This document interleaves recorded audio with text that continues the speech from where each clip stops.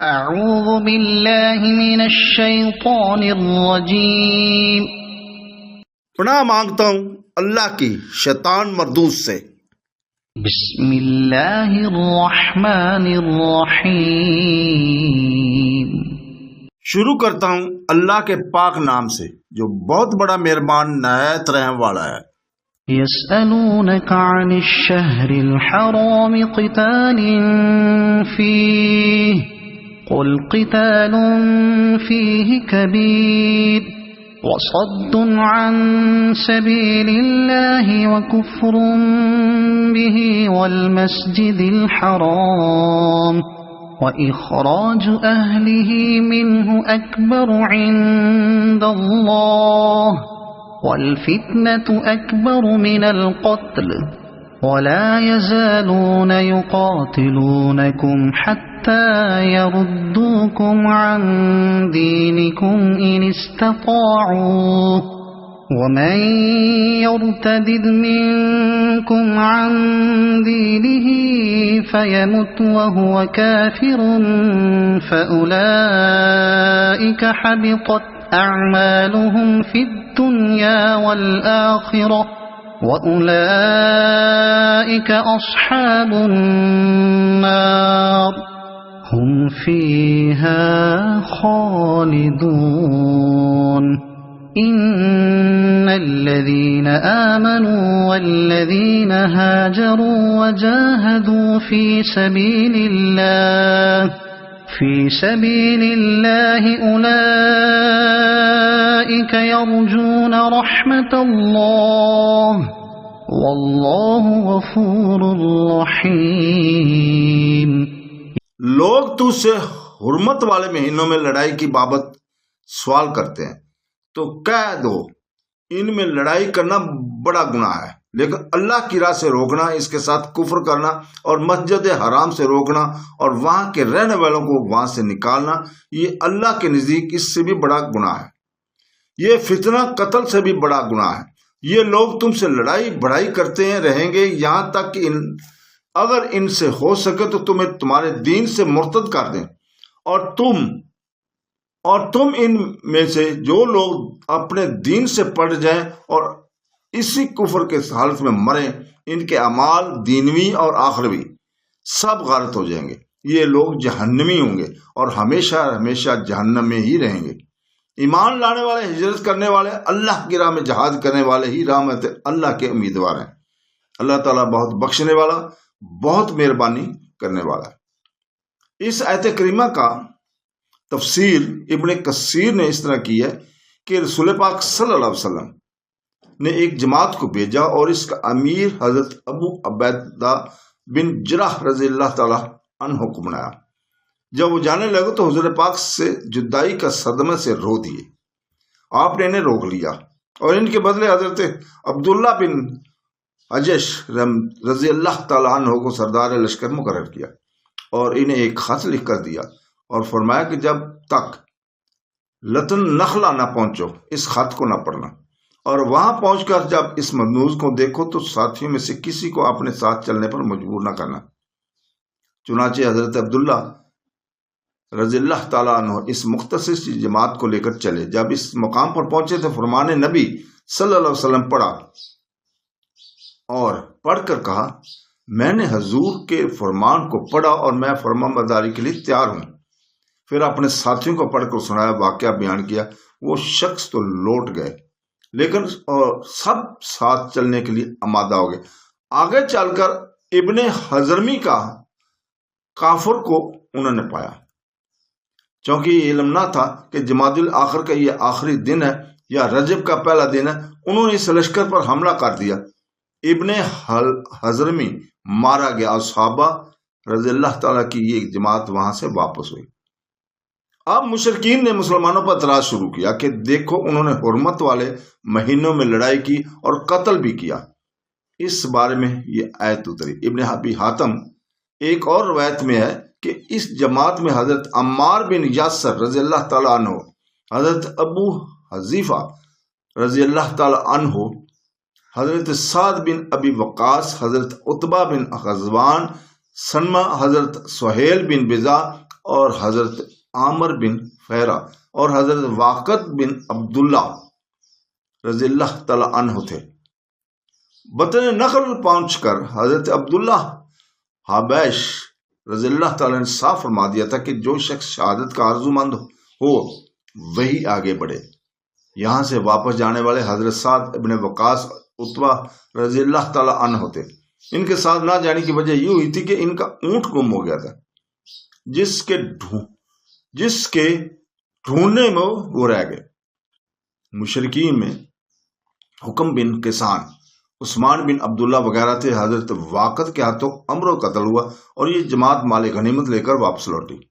یہ پہلی غنیمت تھی جو مسلمان صحابہ کو ملی، اور یہ جان باز جماعت 2 قیدیوں کو اور مال غنیمت لے کر واپس آئے۔ مشرکین مکہ نے قیدیوں کا فدیہ ادا کرنا چاہا، اور انہوں نے ترازن کہا کہ دیکھو حضرت کا دعویٰ یہ ہے کہ وہ اللہ کی اطاعت کر گزار ہے، لیکن حرمت والے مہینوں کی کوئی حرمت نہیں کرتے، اور ماہ رجب میں جدال اور قتال کرتے ہیں۔ مسلمان کہتے ہیں کہ ہم نے رجب میں قتل نہیں کیا بلکہ جمادی آخری میں لڑائی ہوئی۔ حقیقت یہ ہے کہ جب رجب کی پہلی رات اور جمادی آخری کی آخری شب تھی، رجب شروع ہوتے ہی مسلمانوں کی تلواریں میان میں ہو گئی تھی۔ مشرکین کے اس اعتراض کا جواب اس آیت میں دیا جا رہا ہے کہ یہ سچ ہے کہ ان مہینوں میں جنگ حرام ہے، لیکن اے مشرکو، تمہاری بدعمالیوں تو برائیوں میں اس سے بھی بڑھ کر ہے۔ تم اللہ کا انکار کرتے ہو، تم میرے نبی اور ان کے ساتھیوں کو میری مسجد سے روکتے ہو، تم نے انہیں وہاں سے نکال دیا۔ بس اپنے ان سیاہ کاریوں پر نظر ڈالو کہ یہ کس قدر بدترین کام ہے۔ انہی حرمت والے مہینوں میں ہی مشرکین نے مسلمانوں کو بیت اللہ شریف سے روکا تھا، اور وہ مجبوراً واپس ہوئے تھے۔ اگلے سال اللہ تعالیٰ نے حرمت والے مہینوں میں ہی مکہ کو اپنے نبی کے ہاتھ فتح کروایا۔ انہیں ان آیتوں میں لاجواب کیا گیا۔ عمرو بن الحضرمی جو قتل کیا گیا، یہ طائف سے مکہ کو آ رہا تھا۔ گو رجب کا چاند چڑھ چکا تھا، لیکن صحابہ کو معلوم نہ تھا۔ وہ اس رات کو جمادی الاخر کی آخری رات جانتے تھے۔ ایک اور روایت میں ہے کہ حضرت عبداللہ بن حبیش رضی اللہ تعالیٰ عنہ کے ساتھ 8 آدمی تھے۔ 7 تو وہی جن کے نام ہم بیان کر چکے ہیں۔ 8ویں حضرت رباب اسدی رضی اللہ تعالیٰ تھے۔ انہیں بدر اولا سے واپسی کے وقت حضور نے بھیجا تھا۔ یہ سب مہاجر صحابہ تھے، ان میں ایک بھی انصاری نہ تھا۔ 2 دن چل کر حضور پاک صلی اللہ علیہ وسلم کے اس نامہ مبارک کو پڑھا، جس میں تحریر تھا کہ میرے اس حکم نامہ کو پڑھ کر مکہ اور طائف کے درمیان نخلا میں جاؤ، وہاں ٹھہرو اور قریش کے قافلہ کا انتظار کرو۔ ان کی خبریں معلوم کر کے مجھے پہنچاؤ۔ یہ بزرگ یہاں سے چلے تو سب چلے تھے، اور 2 صحابی جو اونٹ کو ڈھونڈنے کے لیے رہ گئے تھے وہ بھی یہاں سے ساتھ ہی تھے، لیکن فرق کے اوپر مدن پر پہنچ کر نجران میں انہیں اونٹوں کی تلاش میں رک جانا پڑا۔ قریشیوں کے اس قافلہ میں زیتون وغیرہ تجارتی مال تھا۔ مشرکین میں علاوہ ان لوگوں کے جن کے نام اوپر ہم بیان کر چکے ہیں، نوفل بن عبداللہ وغیرہ بھی تھے۔ مسلمان اول تو انہیں دیکھ کر گھبرائے، لیکن پھر مشورہ کر کے مسلمانوں نے یہ سوچ کر اگر انہیں چھوڑ دیا تو اس رات کے بعد حرمت کا مہینہ آ جائے گا، تو ہم پھر کچھ بھی نہ کر سکیں۔ انہوں نے شجاعت اور مردانگی کے ساتھ حملہ کیا۔ حضرت واقد بن عبداللہ تمیمی رضی اللہ تعالیٰ عنہ نے عمرو بن حضرمی کو ایسا طاق کر تیر لگایا کہ اس کا تو فیصلہ ہی ہو گیا۔ عثمان اور حکم کو قید کر لیا اور مال گھر وغیرہ لے کر حضور کی خدمت میں پہنچے۔ راستہ میں ہی سردار لشکر نے کہہ دیا تھا کہ اس مال میں سے 5واں حصہ تو اللہ کے رسول کا ہے۔ چنانچہ یہ حصہ تو الگ رکھ دیا گیا اور باقی مال صحابہ کرام میں تقسیم کر دیا گیا، اور اب تک یہ حکم نازل نہیں ہوا تھا کہ مال غنیمت سے 5واں حصہ نکالنا چاہیے۔ جب یہ لشکر سرکار نبی صلی اللہ علیہ وسلم میں پہنچا تو آپ نے واقعہ سن کر ناراضگی ظاہر فرمائی اور فرمایا کہ میں نے تمہیں حرمت والے مہینوں میں لڑائی کرنے کو کب کہا تھا؟ نہ تو قافلہ کا کچھ مال آپ نے لیا اور نہ قیدیوں کو قبضہ میں کیا۔